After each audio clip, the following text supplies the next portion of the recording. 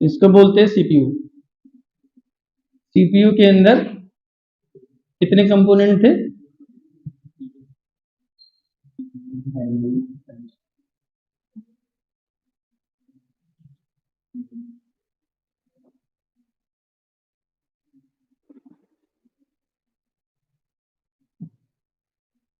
किधर मेमोरी थी?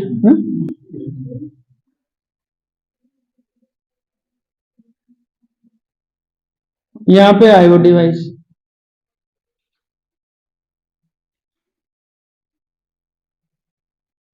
यहाँ कहीं बस।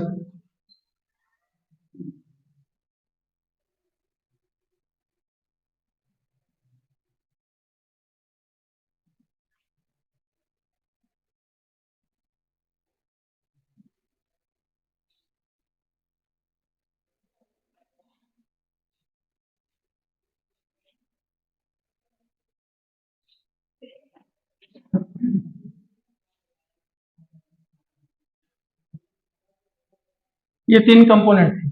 अभी आप लोगों ने फंक्शन पढ़ा। ऑर्गेनाइजेशन जो पढ़ा वो ये पढ़ा कि ये बस ऑर्गेनाइज करके देखा हम लोगों ने, नहीं? ये ऑर्गेनाइज किया, यहीं पे कर लिया, इसको खत्म हो गया टॉपिक। जिसमें हम लोगों ने जो पढ़ा था वो है कि बस आर्किटेक्चर पढ़ा था, नहीं? भूल गए? सब्जेक्ट का नाम है कंप्यूटर ऑर्गेनाइजेशन एंड आर्किटेक्चर। जितने भी कंपोनेंट हैं उनको हमें अलग अलग क्या करना है? ऑर्गेनाइज करना है, राइट? ये जो यूनिट है इसका नाम था इंट्रोडक्शन। सारे जितने इसके कंपोनेंट थे उनके क्या फंक्शन है, कहाँ फिट होते हैं, ब्लॉक डायग्राम में कैसे कनेक्ट होते हैं, ये हम लोगों ने सीखा है। अब बस ऑर्गेनाइजेशन हम लोगों ने पढ़ लिया, यहीं पे बस आर्किटेक्चर पढ़े, उसके बाद में हमने कुछ मेथड पढ़े, बस आर्बिट्रेशन पे पढ़ा था। तो बस वाला जो टॉपिक था वो यही खत्म हो गया। इधर सीपीयू एटमोस्ट कैसे ऑर्गेनाइज होगा वो अभी हम पढ़ने जा रहे हैं। सीपीयू मतलब तीनों का इंटरनल। अब ये इंडिपेंडेंट यूनिट है एएलयू, ये पढ़ेंगे यूनिट सेकंड में। कहाँ? सेकंड में। उसके बाद में ये पढ़ेंगे यूनिट थर्ड में, और ये पढ़ेंगे यूनिट फोर्थ में। पांचवी यूनिट जो आएगी उसका नाम है एडवांस कंप्यूटर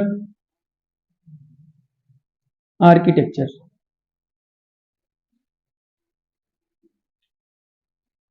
ठीक है, ये पूरा सब्जेक्ट का कंपोजिशन है। इसमें कह रहा है कि लास्ट टॉपिक यहां से हमको ये खत्म करते हुए चलना है, तो इसका नाम है सीपीयू ऑर्गेनाइजेशन। सीपीयू का मतलब क्या है? क्या फुल फॉर्म इसका? ग्रेट।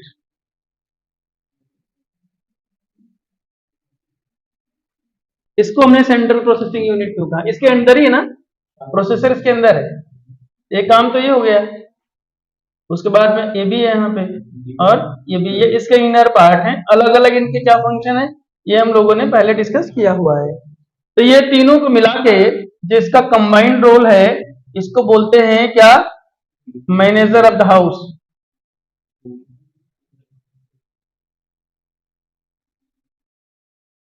क्या बोलते हैं? मैनेजर ऑफ द, ये घर का मुखिया है। बिहार में प्रधान को मुखिया बोलते हैं। इसका अल्टीमेट रोल ये है सेंट्रल प्रोसेसिंग यूनिट का कि ये कह रहा है, कंबाइंड इसको बोल रहे हैं कि चाहे तो बस या मेमोरी या आईओ डिवाइस जो कुछ भी फंक्शन परफॉर्म करेंगे उसको मॉनिटर कौन करेगा? सीपीयू करेगा। ऑब्जर्वेशन कौन करेगा? सीपीयू करेगा। ठीक है, तो ये इंस्पेक्शन के लिए है और ऑर्डर देने के लिए है, इसलिए हाउस मैनेजर बोलते हैं इसको। इसको ऑर्गेनाइज करने के लिए कहा कि दो मेथड है। एलयू पे भी हम नहीं जा रहे। एलयू का काम क्या है? अरिथमेटिकल लॉजिकल ऑपरेशंस को परफॉर्म करना।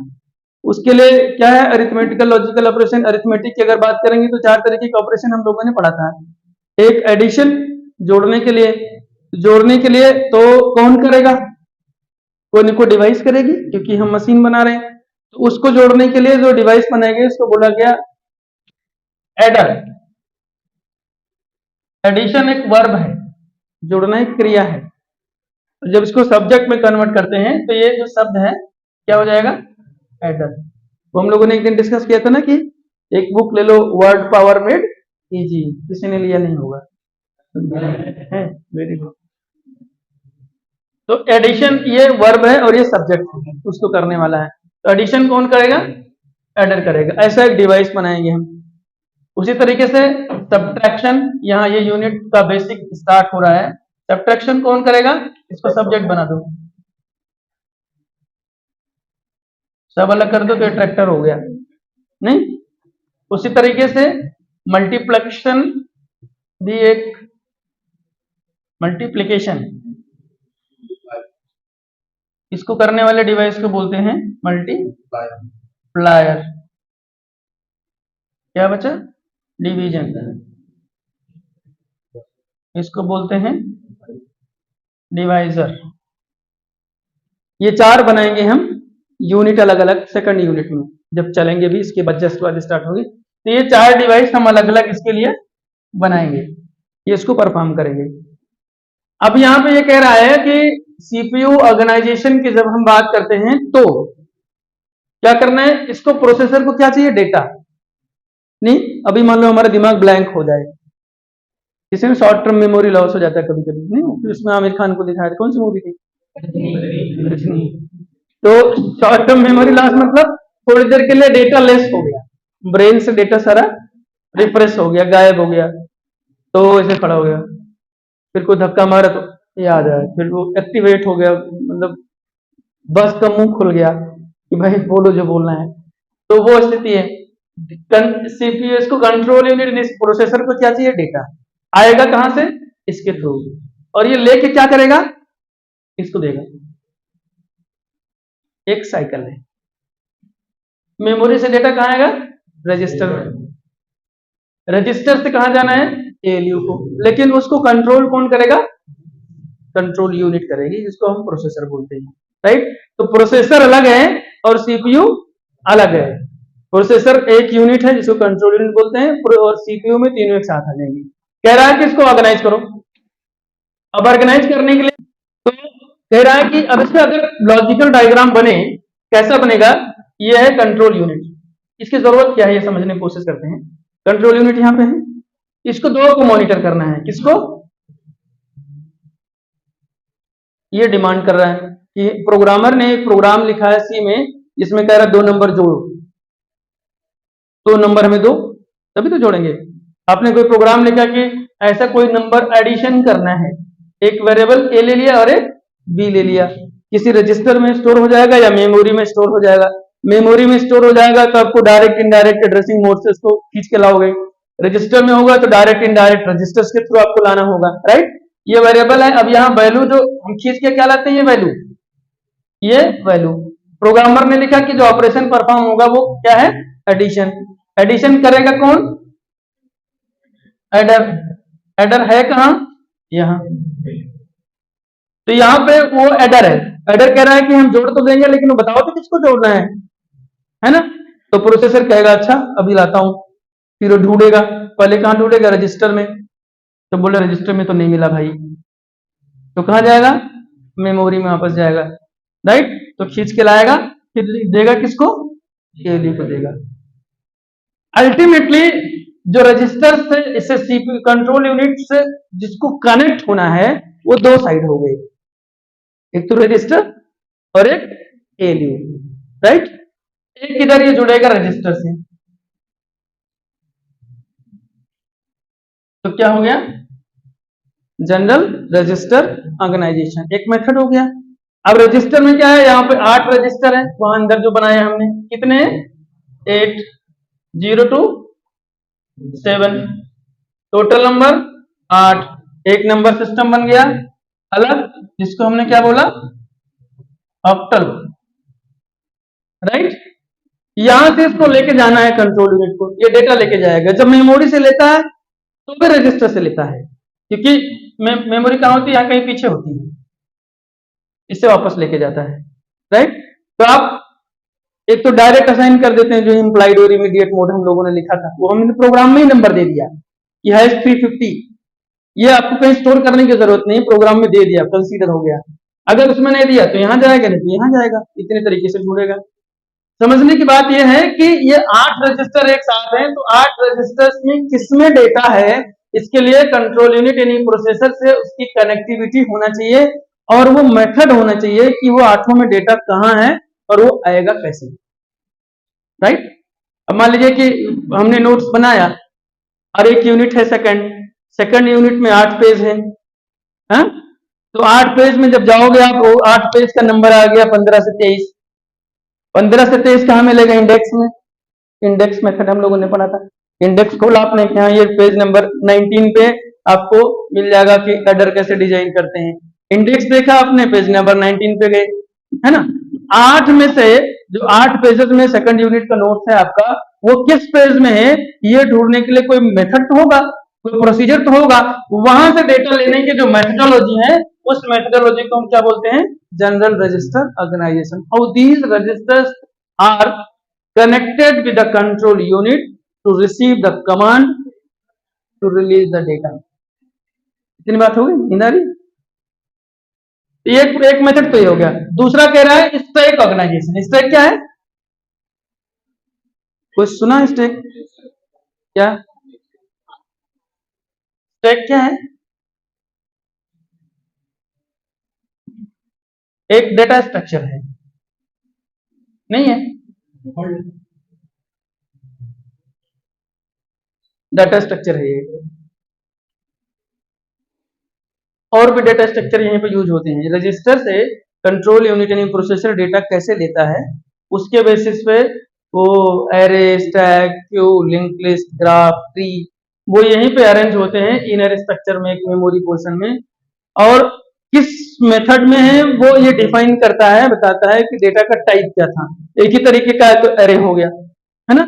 और अगर वो जो डेटा है जिसपे ऑपरेशन परफॉर्म करना है, वो अगर ये बाल्टी के स्ट्रक्चर का है, ऐसा कैसा, इस तरीके से, इसमें आपने डेटा को कहीं रखा हुआ है, तो जिस भी डेटा स्ट्रक्चर से या चाहे रजिस्टर से चाहे मेमोरी से जो डेटा आएगा वो इसमें इंसर्ट किया जाएगा, 1 बाय 1 रखेंगे।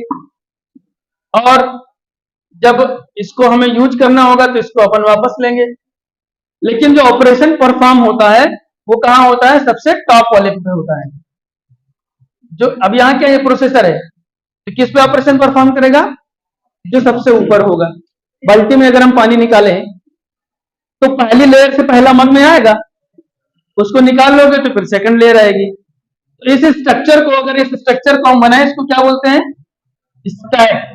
जो पहली लेयर है वो कहाँ होगी, लास्ट में, है ना, सबसे ऊपर होगी, तो लास्ट इन फर्स्ट, इसको लीफ को बोल दिया, एक मेथड हो गया, एल्गोरिथम बन गई है ना, क्योंकि ये टॉप से ही ऊपर निकल के आना है इसको। तो ये कह रहे हैं कि यहां रजिस्टर से हम डेटा तो लेंगे, लेगा कौन, प्रोसेसर। अब मान लीजिए कि वो जो डेटा हम यहाँ ले रहे हैं वो कोई ऐसा ऑपरेशन परफॉर्म करना हो, अरिथमेटिकल कोई ऑपरेशन हो, कह रहा है A multiplied B plus C divide by E, ऐसा कोई ऑपरेशन है, तो कितने वेरिएबल हो गए, 4 हो गए। अब इसको अगर इसमें हम रखेंगे तो क्या हो जाएगा, ए बी सी और ई। सबसे पहले कौन सा रिलीज होगा, कंट्रोल यूनिट को कौन सा मिलेगा, ए मिलेगा। ये स्ट्रक्चर ऐसे रखा गया क्योंकि हमें इसी वे में डेटा को रिसीव करना है, राइट। बहुत जनरल मेथड है, इसमें कोई कंप्यूटर कहीं नहीं है। नॉमिनली तो ये पहले एल्गोरिथम ही बनाया गया ना, अब दोबारा बना लेते हैं। ये प्रोसेसर है, यहाँ पे कह रहा है कि जो डेटा आएगा हम जो किसको देंगे, एलयू को देना है हमको, इसको भेजना है, ये हम मान लीजिए सप्लाई करेगा इसको। ये डेटा कहां से आएगा, रजिस्टर से आएगा। रजिस्टर आपके एक से ज्यादा हैं। एक मेथड तो वो हो गया कि इससे इसमें आएगा कैसे। दूसरा मेथड आ गया कि ये इसको भेजेगा कैसे, समझ गए ना। तो इससे रजिस्टर से यहां पे आने का जो मेथड है वो ये है, राइट। वेरिएबल जब आ गया इस बाल्टी में, तो एलयू को देने का मेथड है वो ये है। इतनी बात समझ में आ गई सबको, तुम लोग को आज बोलना है। ये दो प्रोसीजर है डेटा को रिसीव करने का, डेटा को रिलीज करने का। इसलिए सीपीयू ऑर्गेनाइजेशन के दो मेथड निकल के आए, एक स्टैक और दूसरा जनरल रजिस्टर ऑर्गेनाइजेशन। मुझे लगता है टूटा फूटा बना लोगे तो आपको याद रहेगा 2 मिनट तक। CPU organisation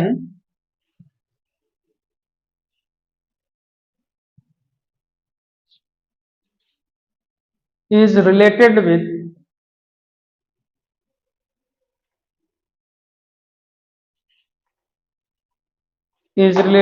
with the connectivity and supply of data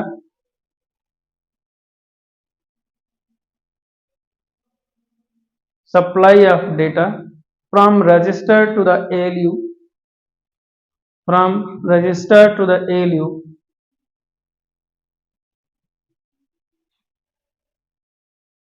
on instruction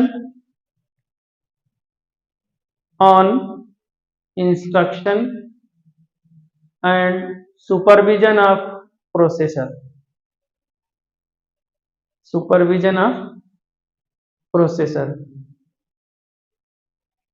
full stop. Since we know that, next line में, since we know that CPU works as works as the house manager of the computer.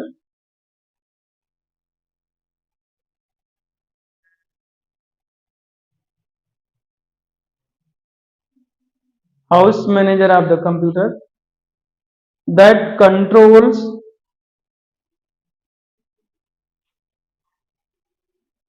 the activity, action and functionality of each and every component. Activity, action and functions of each and every element of the computer.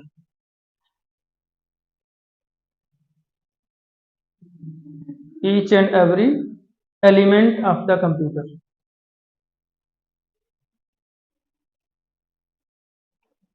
Full stop. Next line. As we know that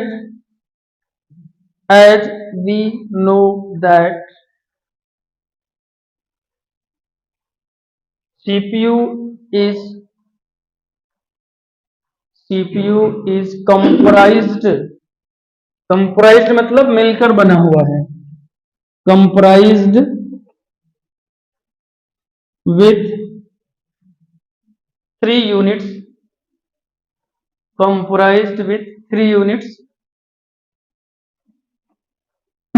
control unit, register and ALU.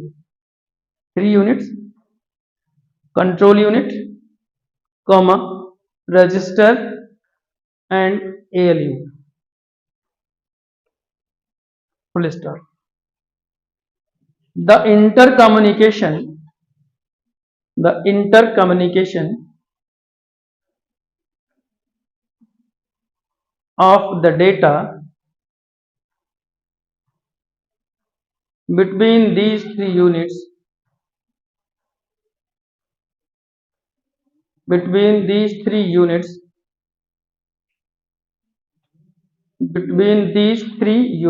is defined as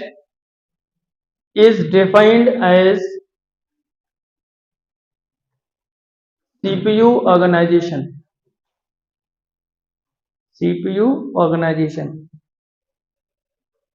Full stop. Next line में, on the basis of requirements,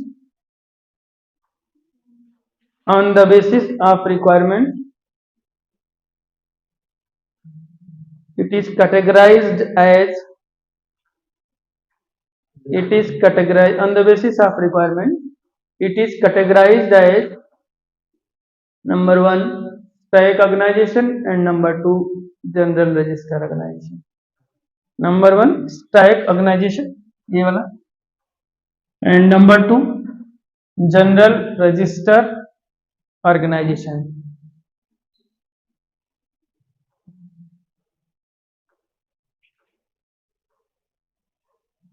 अब heading डालो stack, वहां ऊपर वाला काट देना, वो CPU organisation का ही पार्ट हो गया। अब हेडिंग डालेंगे स्टैक ऑर्गेनाइजेशन, अभी जो कंटेंट था वो इसके अंदर आ जाएगा।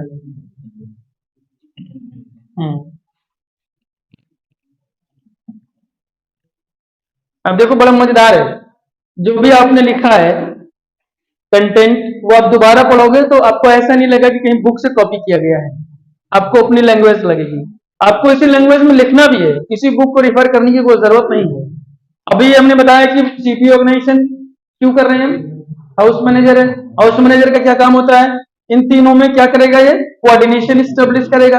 कोऑर्डिनेशन स्टेब्लिश करने का पर्पस क्या है कि इसको यहां से डेटा लेकर के इसको सप्लाई करना है।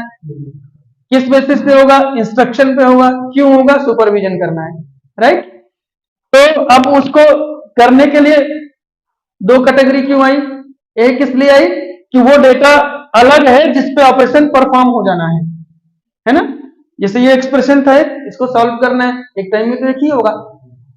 तो यहां पे अब पहला ऑपरेशन कौन सा परफॉर्म होगा, इसमें ये वाला होगा मान लीजिए, दूसरा कौन सा होगा, ये वाला होगा, तीसरा वाला ये होगा। मान लो ये 8 क्रॉस 4 हो तो 32 मिल गया। यहां पे कोई 4 डिवाइड बाई 2 हो तो 2 मिल गया। अब क्या करेंगे, 32 प्लस आंसर आ जाएगा, इस तरीके से करेंगे। अब रजिस्टर में तो और भी इसके अलावा डेटा होगा, नेक्स्ट वाले ऑपरेशन का भी हो सकता है रखा हुआ हो। अभी हमने एक एक्सप्रेशन को सॉल्व करने का लिया है तो उसको तो कहीं रखना पड़ेगा ना, कोई जगह तो चाहिए, कोई डिवाइस तो चाहिए जहां पे हम उस डेटा को रख सकें जिसपे तुरंत ऑपरेशन परफॉर्म होना है। तो ये एक एक्सप्रेशन का जो वेरिएबल है, ये डेटा है, उसको हम रखने के लिए, ये रजिस्टर तो फिट डिवाइस नहीं है क्योंकि इसको यहां तक आने में टाइम लग रहा है, तो कोई रखने के लिए कोई जगह होगी, उस जगह को हमने क्या बोला, ये स्टैक बोल दिया। यहां तो डेटा आता रहता है, पानी सप्लाई है, टैप खोलोगे तो पानी आएगा, उसमें अवेलेबल रहता है सुबह 4 घंटे, शाम को 4 घंटे, है ना। लेकिन आपको यूज करने को तो बाल्टी में चाहिए होगा ना, मग में चाहिए होगा, टब में रखना होगा, उसके लिए वो व्यवस्था किसको बोलते हैं, क्या है ये स्टैक, ये बाल्टी है डेटा स्ट्रक्चर। अब डेटा स्ट्रक्चर बेसिकली है क्या, कहां रहता है, मेमोरी में एक जगह है जो इसको हम बोलते हैं प्रोसेसर मेमोरी, इसके पास में एक जगह है, वो पर्टिकुलर जगह में जैसी रिक्वायरमेंट होती है उसको डेटा की, तो अगर कम है, एरे है, कम एलिमेंट है एक्सप्रेशन का, तो स्टैक फ्रेम कर लेता है।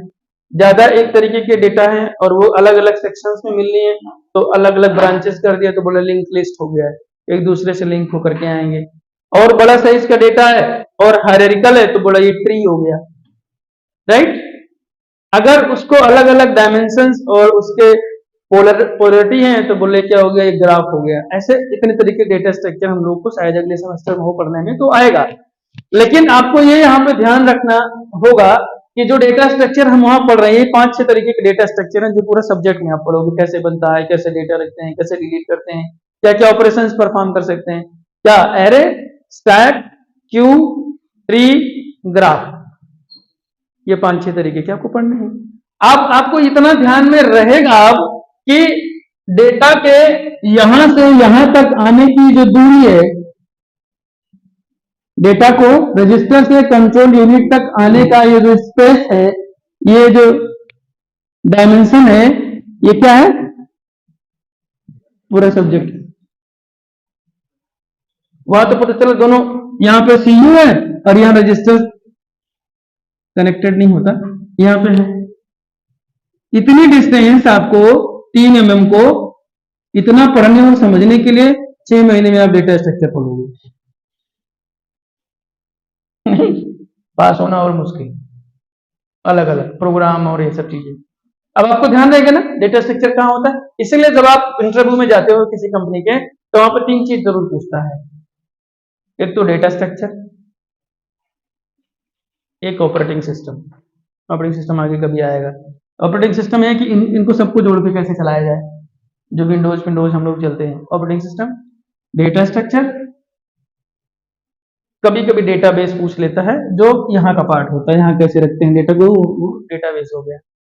और एक प्रोग्रामिंग लैंग्वेज जो आपने सीखा होता है। तो 4 ही चीज अगर आप किसी को आता हो फंडामेंटली, प्रोग्राम अच्छे से आता हो और ये साइड के 3 सब्जेक्ट आते हो, तो आपको कोई भी इंटरव्यू आपसे क्रैक हो जाएगा। बाकी जितने सब्जेक्ट हैं ये पास होने की जरूरत नहीं। इतनी बात समझ आ गई। स्टैक है क्या बेसिकली, इसको हटा रहे हैं हम, कुछ नहीं है, मल्टी।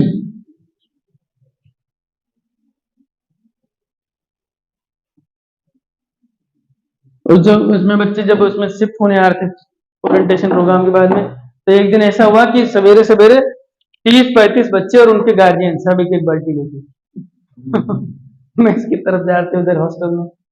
तो मुझे लगा, मैं उससे मुझे स्ट्राइक ध्यान आएगा, तो मैं कहा देखो उनको पता नहीं स्ट्राइक लेके जा रहे हैं, जब पढ़ेंगे तो इतनी कठिनाई होगी और जा जाके से बाल्टी बाल्टी लाएंगे लाइन से पूरा। जैसे नहीं पहले नेटवर्क लेकर के जाते थे, पूरा डेरा डंडी लेकर के, भैंस पे लाद दिया, गाय पे लाद दिया, सब बस्तर उससे साथी लेके चलते थे, तो वैसा लेके ये स्ट्राइक ऑर्गेनाइजेशन, ये बल्टी की तरह इसका स्ट्रक्चर भी है। बना लो, इसको पढ़ेंगे तो कल, लेकिन ये इसका स्ट्रक्चर है। This is basically a data structure. कुछ नहीं है इसमें, डेटा स्ट्रक्चर है जिसमें हम इस तरीके से अलग अलग वेरिएबल्स को स्टोर करते हैं।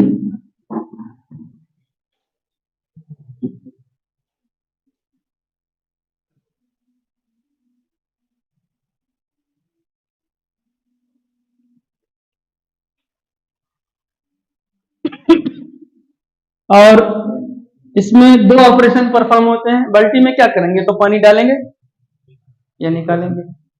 तो जब हम इसमें पानी भर रहे होंगे, तो उसको मग को ऊपर से पानी डालने को उसको बोलते हैं पुश, भर भर के डाल लें। जब इसको हम निकालते हैं बाहर, तो इसको बोलते हैं अंदर ये डेटा होता है, ए बी सी डी कुछ भी मान लो,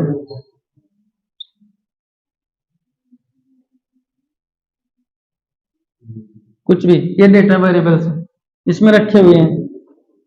और जो यहाँ पे ये वेरिएबल कोई है जिसकी दुर्गति होनी, सबसे पहले जिसको बलि का बकरा बनना है, लास्ट वाला, इसको बोलते हैं टॉप ऑफ द स्टैक।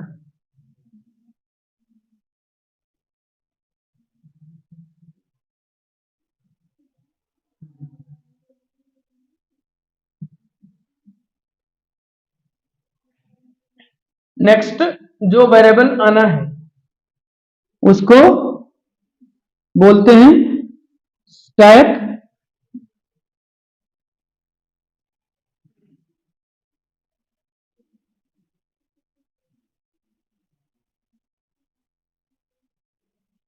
क्या बोलते हैं, स्टैक पॉइंटर। नेक्स्ट जो आपको वेरिएबल वहां से एक्सेस करना है उसको, ये स्ट्रक्चर है। इसका नेचर जो है, नेचर ऑफ ऑपरेशन क्या है, last in first out.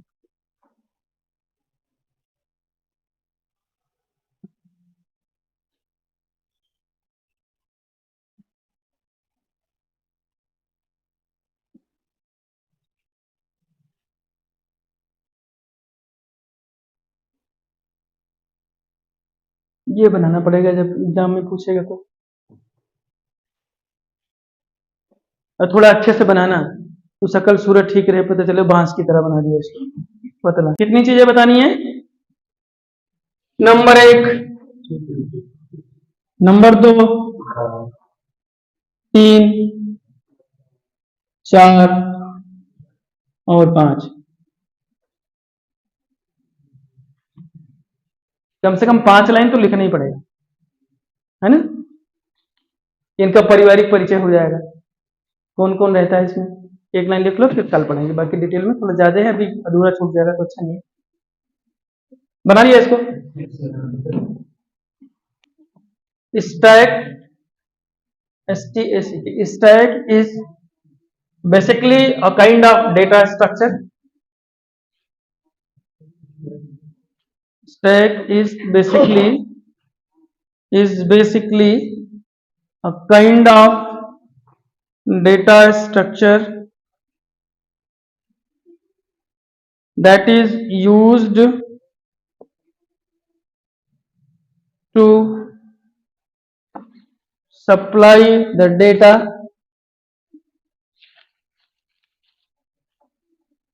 to the processor, basically हम यहाँ ALU लिख सकते थे, नहीं लिखा है ना, इसलिए क्योंकि ऐसा माना जाता है कि ये पहले डेटा रिसीव करता है, उसके बाद में ALU को भेजता है, इसलिए जो भी डेटा आएगा वो कहाँ जाएगा, प्रोसेसर को जाएगा। अब देखो नियरेस्ट स्ट्रक्चर एक बना कि इधर यहाँ पे ये प्रोसेसर है, मान लो यहाँ पॉइंट जो इसका पॉइंट है ये प्रोसेसर है, उसके नियरेस्ट क्या हो गया, ये स्टैक हो गया, ये ब्लैक वाला स्पॉट रजिस्टर हो गया, और यहाँ रेड तक आओगे तो आपका ये कैश मेमोरी हो गया, और थोड़ा आगे इस रेड तक आ गए तो ये आपका मेन मेमोरी हो गया, और नीचे पूरा सिलेंडर या सेकेंडरी मेमोरी हो गया। ये एक ऑर्गेनाइजेशन है, इसको मेमोरी हायरार्की हम कहते हैं, जो ऊपर नीचे का स्ट्रक्चर बनता है। इसका एटमोस्ट पर्पस ये है कि how we can transfer the data to the processor in fastest way, है ना, कैसे कर सकते हैं। अब इससे कभी कभी कोई नाराज होता तो कहता है कि कभी कभी हम पढ़ाते पढ़ाते भूल जाते हैं, उधर थर्ड ईयर में ना, तो कभी कोई कथा आ गई, कोई बात आ गई, सब्जेक्ट रह जाता है, फिर भूल जाते हैं, फिर सब्जेक्ट पे आते हैं तो ढाई लेक्चर हो जाता है, तो बच्चे मन गाली देने लगते हैं। तब मुझे ध्यान आता कि लग रहा ज्यादा हो गया, कोई टीचर आ गया बाहर, उसका लेक्चर था, बेचारा इतनी देर से खड़ा, राज्य में तो नॉक करना चाहिए था, हमारा भी शॉर्ट टर्म मेमोरी लॉस हो गया, तो क्या करोगे, भूल गए, तो फिर बाहर जाके दूसरे से कह रहे आज ही घोल के पिला देंगे, गुस्से में। घर में भी कहते लोग घोर के पी लोगे क्या आज, मतलब पिताजी कहे भैंस हटा दो, अब तुम नहीं उठे तो आज ही घोर के पी लेंगे। अब वो क्या है, मजबूरी इस बात की, हमें किताब के ऊपर पढ़ना पड़ता है, क्योंकि ये जो हमारे प्रोसेसर है ये एक एक लेटर ही स्टार्ट करता है, तभी यहाँ बाल्टी में आना पड़ा, नहीं सीधे बम्बा लगा देते लो भाई तुम्हारी भी इच्छा रह जाए और काम भी तेज हो जाएगा, पॉसिबल नहीं है। वो जैसे ब्रेन में हमारे, आपको जब बोलोगे एक एक शब्द जुड़ के, तो एक एक लेटर जुड़ के, अक्षर जुड़ के तो शब्द बनता है, एक एक अक्षर ही तो बोलते हैं हम। उसी तरीके से प्रोसेसर है, वो कह रहे हैं हम एक एक बिट रिसीव कर सकते हैं, इससे ज्यादा हम रिसीव नहीं कर सकते। नहीं पता चला कि जैसे आप लोग में अगर ग्रेस्पिंग कैपेसिटी इस ब्रेन की होती तो मैं आके वहां से अंदर घुसता, और इतनी देर में तो जाने कितना पढ़ लेते हैं हम, अगर मैं बोलूं, और आपका दिमाग उतना as it is, line by line, sentence by sentence, page by page, अगर उसको रिसीव करने की कैपेसिटी हो तो इतने टाइम लगते क्या पढ़ने में। हम बोल रहे हैं, आपके दिमाग सीधे रिसीव कर रहा है, रजिस्टर से फेंक दिया सबने, बोलो मास्टर क्या बोलना है, नहीं, बट वो कैपेसिटी नहीं है, रजिस्टर की जरूरत ही नहीं है। विवेकानंद हो गए, हाँ ठीक है, वो किताब उधार मांग लेके गए, रात भर में पढ़ के सुबह वापस कर दिया, बोले ऐसे कैसे, बोले हम पढ़ लिए, तो एक बार और पढ़ लो कहीं भूल जाएगा, नहीं पूछो जो पूछना है, नहीं। तो ये इसलिए नहीं हो पाता है क्योंकि इसका ब्रेन का ये फीचर नहीं है, ये बिट बाय बिट रिसीव करता है और ये लेटर बाय लेटर रिसीव करता है, इसलिए हमें पूरा वो मेमोरी का तंत्र लगाना पड़ा। अगर ऐसा होता तो हमें स्टैक पढ़ने की जरूरत नहीं थी, डेटा स्ट्रक्चर तो खत्म ही कर देते कि नहीं पढ़ना मिल ले जाए उसको। तो ये यहाँ पे मजबूरी उसमें बनी, क्या लिखे फिर भूल गया, ठीक है। अभी क्या है, बेसिकली अगर 5 लाइन लिखना हो स्टैक के बारे में तो क्या लिखेंगे कि ये क्या है, डेटा स्ट्रक्चर, इसलिए यूज करते हैं बिकॉज